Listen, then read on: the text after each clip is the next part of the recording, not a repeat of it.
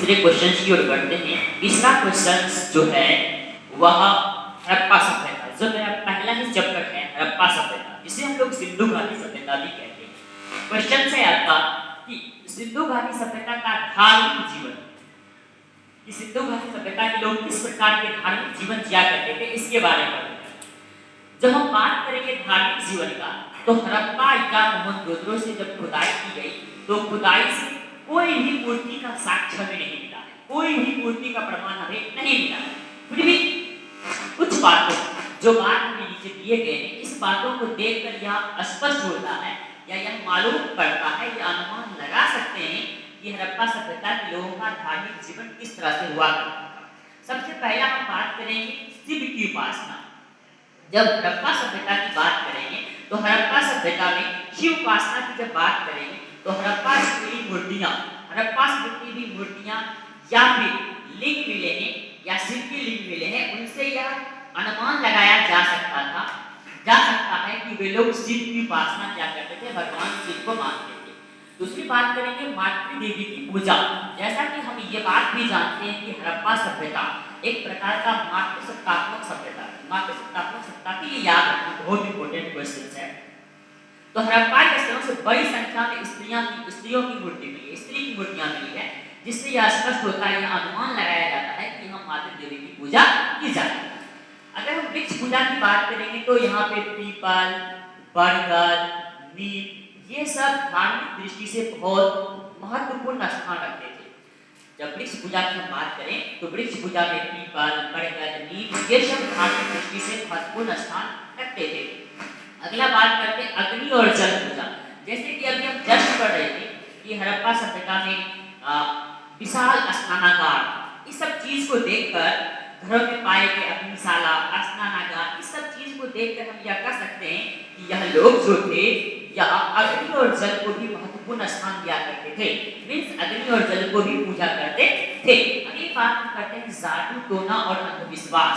जब हम इसकी बात करेंगे तो हड़प्पा सभ्यता के लोग जादू टोना, भूत प्रेत इस सब में विश्वास रखते थे। जैसे आजकल के लोग जो रखते हैं वो जादू टोना में विश्वास रखा करते हैं, उसी तरह के जो हड़प्पा सभ्यता के लोग थे वह भी जादू टोना, अंधविश्वास, भूत प्रेत ये सब में योगदान रखा करते थे।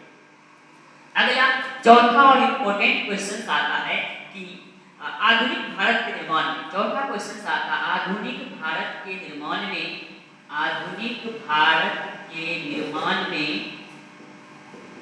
Doctor B R Ambedkar, Bhimrao Ambedkar की भूमिका का वर्णन है। बहुत इंपॉर्टेंट क्वेश्चन है कि डॉक्टर बी आर अम्बेडकर की क्या भूमिका का वर्णन करें। जब हम इनकी भूमिका का वर्णन करेंगे तो यहाँ पर हम जानते हैं कि डॉक्टर बाबा साहब डॉक्टर भीमराव अम्बेडकर हमारे संविधान निर्माता थे। ये बहुत कष्टपूर्वक जीवन जिए थे। इन्होंने स्कूली शिक्षा बड़ी ही कष्टपूर्वक जिए थे और धीरे धीरे इन्होंने बहुत सारा डिग्रियां अपने नाम कर दिए। बहुत मेहनत की और बहुत सारा मेहनत करने के बाद बहुत डिग्रियां अपने नाम किए। डॉक्टर भीमराव अम्बेडकर ये जैसा कि हम जानते हैं यह एक समाज सुधारक भी थे। समाज सुधारक के साथ साथ संविधान निर्माता थे। इस सब चीज का इन्होंने बहुत ज्यादा इस सब में योगदान दिए। इनके साथ साथ इन्होंने भारत के समाज, राजनीति, हर एक चीज में इनका महत्वपूर्ण योगदान रहा। समाज में भी रहा, राजनीति में भी रहा।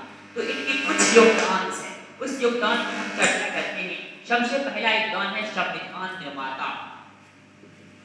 जब हम बात करेंगे डॉक्टर बाबा साहब भीमराव अम्बेडकर का, तो हम जानते हैं कि हमारा संविधान इनका जो निर्माण किए थे ये डॉक्टर भीमराव अम्बेडकर ही किए थे। संविधान प्रारूप समिति के ये भीमराव अम्बेडकर अध्यक्ष भी थे।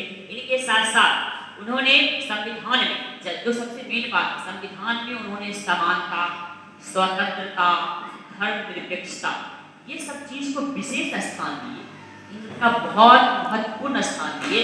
और इन्हीं के वजह से इनके साथ साथ सामाजिक न्याय के सिद्धांत पे इन्होंने जोर दिए थे, सामाजिक न्याय के सिद्धांत पे बल दिए थे।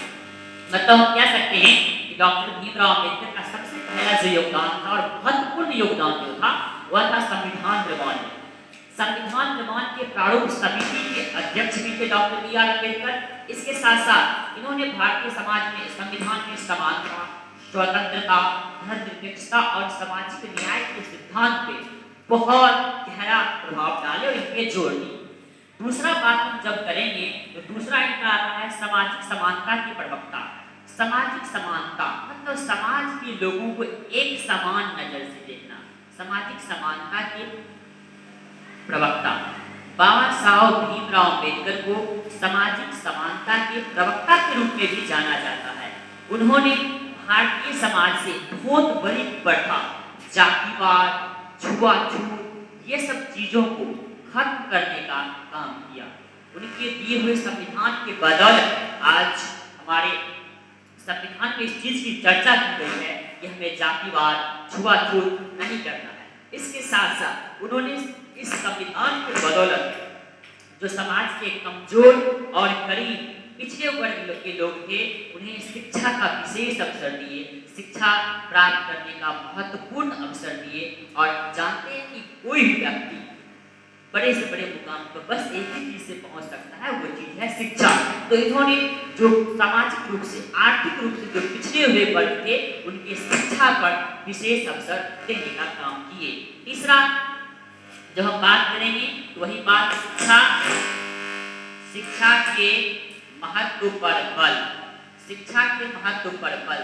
डॉक्टर भीमराव अम्बेडकर जानते कि जो पिछड़े हुए लोग, जो पिछड़े समाज के लोग हैं, अगर उनके स्थिति में सुधार ला सकता है कोई चीज अगर है तो वह मात्र शिक्षा है। तो उन्होंने शिक्षा को ठीक करने के लिए, शिक्षा में सुधार लाने के लिए एक बहुत ही महत्वपूर्ण योगदान दिए। और उनका मानना था असली स्वतंत्रता का रास्ता शिक्षा है। अगर उनका एक कथन था असली स्वतंत्रता का रास्ता शिक्षा ही है, मतलब यदि हमें स्वतंत्रता चाहिए तो हमें शिक्षित होना होगा। और इनके साथ साथ उनका एक नारा था कि शिक्षित बनो, संगठित रहो और संघर्ष करो। शिक्षित बनो, संगठित रहो और संघर्ष करो, ये इनका नारा था। ये तीन योगदान। अगले योगदान की हम बात करेंगे तो आर्थिक सुधार के समर्थक। चौथे योगदान की हम बात करेंगे तो आर्थिक सुधार के समर्थक थे doctor Bhimrao Ambedkar, B R Ambedkar. जब इनकी बात करेंगे, इन्होंने भूमि सुधार, श्रमिकों अधिकारों तथा आर्थिक समानता की वकालत की। मतलब आर्थिक सुधार की यदि समर्थक की बात करेंगे तो ये भूमि सुधार, इसके साथ साथ जो श्रमिक थे, जो मजदूर थे, उनकी आर्थिक स्थिति पे आर्थिक स्थिति के सुधार के महत्वपूर्ण कदम उठाए। अगला पांचवा स्टेप की बात करेंगे महिला सशक्तिकरण का समर्थक। जैसा कि हम जानते हैं कि पहले के समाज में महिलाओं को पढ़ने का अधिकार बहुत कम हुआ करता था। तो डॉक्टर भीमराव अम्बेडकर ने संविधान में महिलाओं को समान अधिकार दिया ताकि हमारी महिलाएं जो लड़कियां हैं वो भी पढ़े और ऊंचा से ऊंचा मुकाम हासिल करें।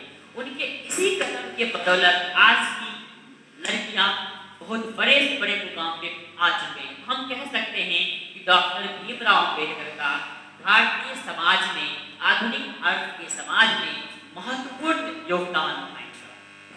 तो यदि इनकी योगदान की चर्चा करें तो इनकी योगदान सब हो सकते हैं। संविधान निर्माता थे, सामाजिक समानता के प्रवक्ता थे, शिक्षा के महत्व पर बल दिए थे, इनके साथ साथ आर्थिक सुधार के समर्थक थे, साथ ही साथ यह महिला सशक्तिकरण पर भी जोर दिए।